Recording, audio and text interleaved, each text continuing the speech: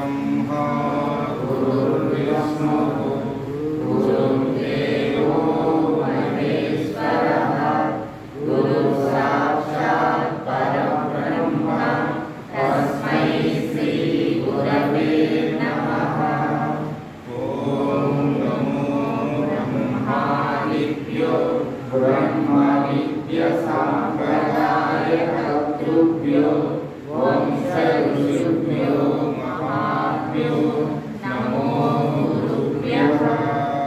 सर्वोपप्लवरहितप्रज्ञानघनप्रत्यगर्थो ब्रह्मैवाहमस्मि अहं पदार्थरहितः।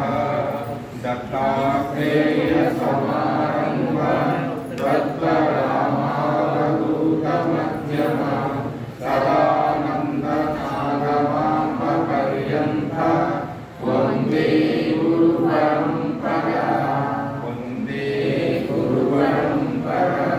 जय सद्गुरु महाराज की जय। जय श्री सुबोधानंद गुरु गारी की जय। महाराम गुरु गारी की जय। सकल गुरुदेవులకు जय। श्री श्री महाराम गुरु गारी की వారి భాగవతములకు నా నమస్కారాలను తెలియజేస్తూ పూజ్యులు మా గురుదేవులైనటువంటి శ్రీ సుబోధానంద గురు గారికి నా నమస్కారాలు తెలియజేస్తూ నేను శ్రీ గురుదత్తుడు బోధించిన అష్టాంగ యోగం గురించి ముందు మీ పేరు పక్కన తీసుకోండి. నా పేరు చిన్న వెంకటనారాయణ, మాది వలపల గ్రామం.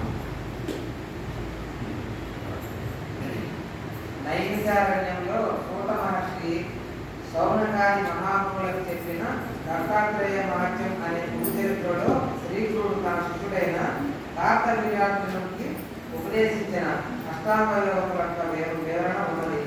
మరియు ఉపనిషత్తులలో సాంస్కృతికి దర్శనోపనిషత్తులో కూడా శ్రీకృష్ణుడు దత్తుడు ఉపదేశించారు. సాంస్కృతే శృణువక్ష్యామి యోగం సాష్టాంగ దర్శనం యమచ్చ నియమచ్చైవ తదైవాసనమేవచ ప్రాణాయామ తదా బ్రహ్మాన్ ప్రత్యాహార తదా పరమే ధారణాచ తదా జ్ఞానం సమాధిక్షాంశం మమ్మునే. బ్రహ్మనిష్ఠుడవో సాంస్కృతి, నీకు నేను అష్టాంగ యోగము తెలుపుచున్నాను వినుము. యమము, నియమము, ఆసనము, ప్రాణాయామము, ప్రత్యాహారము, ధారణ, ధ్యానము, సమాధి అనేవి యోగము యొక్క 8 అంగములు. శ్రీగురుడు చెప్పిన 8 అంగముల వివరము క్లుప్తంగా తెలుసుకుందాము. యమము అంటే అహింస, సత్యము, చోరత్వము లేని, దొంగలింపుకుండుట, బ్రహ్మచర్యము, దయ, ఆర్జవము, రుజుత్వము, క్షమ, ధైర్యము, మితాహారము, శౌచము అను 10 విధములైనవి యమము అనబడును. వీటిని వరుస క్రమంలో తెలుసుకుందాం. అహింస మనోవాక్కాయములతో సర్వజీవులకు ఏ విధమైన హాని కలుగజేయకుండాయే అహింస. ఇది ఒక అర్థం. శ్రీగురుని వాటిలో ఆత్మ సర్వవ్యాపకమైనది, ఛేదింపరానిది, అగ్రాహ్యమైనది అను భావము కలిగి ఉంటే శ్రేష్టము అహింస అని వేదాంత జ్ఞానులు పేర్కొన్నది. సత్యం అంటే సమస్తము సత్యమైన బ్రహ్మమే కానీ మరి ఒకటి కాదు అను భావము శ్రేష్టము సత్యమని వేదాంత జ్ఞానవేత్తలకు మహనీయులు చెప్పింది. ఆస్తేయం అంటే ఆత్మయందు అనాత్మ భావంతో వ్యవహారం సరుపుకుంటుటే ఆస్తేయమని ఆత్మవేత్తలు చెప్పుదురు. బ్రహ్మచర్యం బ్రహ్మభావమునందు మనస్సు లగ్నము చేయుటయే బ్రహ్మచర్యమగును. దయ శరీరము చేతను, వాక్కు చేతను, మనసు చేతను సర్వజీవుల యందును తన యందు అనే ప్రేమ కలిగి ఉండుట దయ అని వేదాంతవేత్తలు పలుకుదురు. ఆర్జవము రుజుత్వము పుత్రుని యందును, మిత్రుని యందును, భార్య యందును, శత్రువునందును తన యందును ఏకరూపంగా ప్రవర్తించుట ఆర్జవము అంటే రుజుత్వము అని శ్రీదత్తుడు చెబుతున్నారు. శ్రమ ఓర్పు శత్రువులు బాధించినప్పుడు శరీరముతోనూ, వాక్కుతోనూ, మనస్సుతోనూ, హృదయమునందు ఏ విధమైన క్షోభ లేకుండా క్షమ ఓర్పు. వృత్తి ధైర్యము జ్ఞానము వలననే సంసార బంధము తొలగును గాని మరి ఒక దానిచే కాదు అను విజ్ఞానము ధృతి అని నేను ఆత్మను మరి ఒకరు కాను అను దృఢమైన భావనయే ధైర్యము అనబడును. మితాహారము స్వల్పమైన శుచి అయిన ఆహారము 4వ భాగము వదిలిపెట్టి ఇరువేళల యోగాను పుణ్యముగా గుర్తించుగా హితాహారమని చెప్పబడినది. శౌచం మృత్తికతోనూ జలముతోనూ తన శరీరమంతటి మాలిన్యమును తొలగించుకొనుట బాహ్య శౌచము. బ్రహ్మచింతనయ్య మానస శౌచమవును. నేను శుద్ధుడను అను జ్ఞానము శౌచము అని బుద్ధిమంతులు కలుగుదురు. నియమము తపస్సు, సంతుష్టి, ఆర్థిక భావము, దానము, ఈశ్వర పూజనము, సిద్ధాంత శ్రవణము, లజ్జ, మతి, జపము, వ్రతము అను 10 నియమములని చెప్పబడినవి. వారిని గురించి క్రమముగా తెలియను వినుము. గోవ మోక్ష కథం తేన సంసార ప్రతిబంధనాన్ విద్యాలోచన మతజ్ఞా తపః శంకంతి పండితాః. తాత్పర్యం మోక్షం అనగానేమి, జీవుడు సంసారము ఎట్లు పొందును అను ఇట్టి పర్యాలోచనము తపస్సు అని అర్థజ్ఞానం గల పండితులు చెప్పుదురు. అట్టి తపస్సుని వారు ప్రశంసించుదురు. సంతుష్టి బ్రహ్మలోక పర్యటనము కలిగి వైరాగ్యించే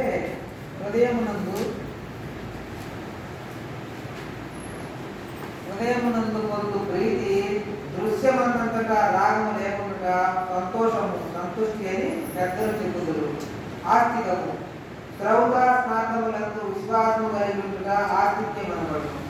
దానము శ్రమశీలులకు వేదవేత్తలకు న్యాయాత్మకంగా సంపాదించిన ధనమును శ్రద్ధగా వసతి అన్యదా ఆశించగా చేయు దానమే దానమని శ్రీగురు దత్తుడు చెబుతున్నాడు. ఈశ్వర పూజనము రాగాది దోషము లేని హృదయము, అసత్యాదూషితము కాని వాక్యక్రియము, హింసారహితమైన కర్మ ఈశ్వర పూజనమని చెప్పబడుతున్నది. సిద్ధాంత శ్రవణము సత్యము, జ్ఞానము, అనంతము, పరమానందము, ధ్రువము, ప్రత్యేగాత్మ స్వరూపము దీనిని గురించి తెలుసుకున్నట శ్రవణం చేయుట వేదాంత శ్రవణమని బుద్ధులెరుగుదురు. లజ్జ వేదాలోక మార్గములందు కృషితము కార్యములందు సిగ్గు కలిగి ఉన్నదే లజ్జ అనబడును. మతి ప్రామాణిక శాస్త్రములు విధించిన మార్గములందు శ్రద్ధ కలిగి ఉన్నదే మతి అనబడును. జపము కల్పసూత్రములందును, వేదములందును, ధర్మశాస్త్రములందును, పురాణములందును, ఇతిహాసములందును ప్రవృత్తి కలిగి ఉండుట జపమని పలుకుదురు. వ్రతము వేదోక్తములైన వాటి యందు చేయదగిన చేయకూడని వాటి యందు ఏది కలిగి ఉండడమే వ్రతము. ఆసనము స్వస్తికాసనము, గోముఖాసనము, పద్మాసనము, సింహాసనము, వీరాసనము, భద్రాసనము, ముక్తాసనము, మయూరాసనము, సుఖాసనము అని 9 ఆసనములు కలవు. వీటిని గురువు వద్ద అభ్యసించవలెను. ప్రాణాయామం ఆసనములందు విజయమును పొందిన వాడు ముల్లోకములను జయించిన వాడే ఎగురు. ఈ ప్రకారముగా యోగ నిష్ఠుడవై ప్రాణాయామమును యుక్తమేవి సదా ఆచరింపుము.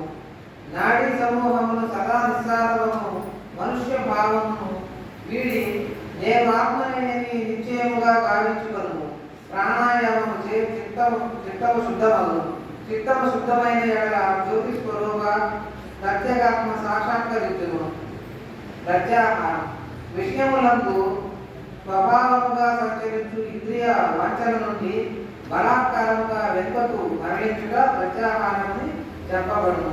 దేనిని చూసినో అది ఎంతయు ఏకాగ్ర చిత్తముతో బ్రహ్మయే అని తెలుసుకొనుట ప్రత్యాహారమని బ్రహ్మవేత్తలు పూర్వం చెప్పిరి. ధారణ సమస్త లోకములను పరిపాలించువాడు జ్ఞానానందమయుడు శివస్వరూపుడును అగు పరమాత్మను బుద్ధిమంతులు సమస్త పాప విశుద్ధి కొరకే ధ్యానించుచు ఇంద్రియములను నిగ్రహించి ప్రణవ స్వరూపమైనది నాకు సాక్షాత్ ఆత్మయందు మనస్సును ధారణ చేయవలెను. ఊర్ధ్వరేకం విరూపాక్షం విశ్వరూపం మహేశ్వరం శోభ మిథ్యాచర్యణైవ న్యాయే యోగీశ్వరేశ్వరం. ఊర్ధ్వరేకును విరూపాక్షుడును విశ్వరూపుడును యోగీశ్వరేశ్వరులకు అగు పరమాత్మను అతడే నేను అను ఆత్మభావముతో ఆదర భావముతో ధ్యానించవలెను. ఆత్మస్వరూపమై సచ్చిదానందమై అనంతమై జయాతీతమైనట్టి బ్రహ్మమును నేనే అని మంద విముక్తి కొరకు లెస్సగా ధ్యానించవలను. సమాధి పరమాత్మ జీవాత్మల ఏకత్వమును గురించిన విజ్ఞానము పలుకుట నిత్యమై సర్వవ్యాపకమై కూటస్థమై దోషవర్జితమైన ఆత్మ ఏకమైనప్పటికీ భ్రాంతి వశమున అనేకముగా దోచుతున్నది. మాయచే అట్లు దోచుతున్నది కాదు. స్వరూప ఆత్మలో అనేకత్వము లేదు కావున అద్వైత రూపంలో ఆత్మయే కలదు. ప్రపంచము కానీ సంసారము కానీ లేవు. నాహం దేవో నచ ప్రాణో నేత్రేంద్రియాణి మనో నని సదా సాక్షి స్వస్వరూపాత్మవ ఏవాస్మి కేవలః. ఇది ధీర్య శ్రేష్టా సమాధి విభాజ్యతే సోహం బ్రహ్మణ సంసారేణ మత్తోన్యః కదాచన. మునివర్య, నేను దేహము కాదు, ప్రాణమును కాదు, ఇంద్రియములు కాదు, మనస్సును కాను, సదా సాక్షిరూపుడనైన ఆత్మయే ఉండును. సదా సాక్షిరూపుడునై ఉండుట వలన కేవలము శివుడనే అయి ఉన్నాను అను బుద్ధి కలిగి ఉండటమే సమాధి అని చెప్పబడుతున్నది.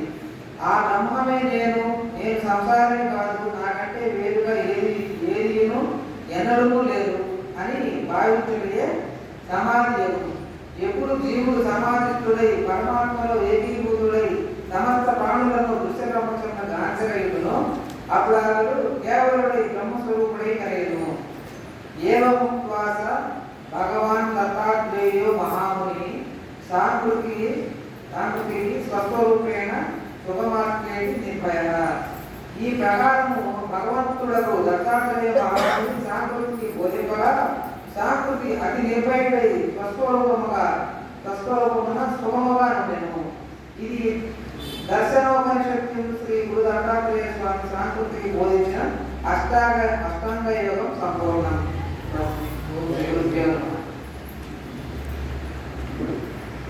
ఇక్కడ మన ఉపన్యాసము అనేక రకాలుగా చెప్పిన ఇప్పుడు అందరూ ఉపన్యాసం చెప్పలేకపోయినా గ్రంథాన్ని అమూల్యమైన సందేశాన్ని సమాధానము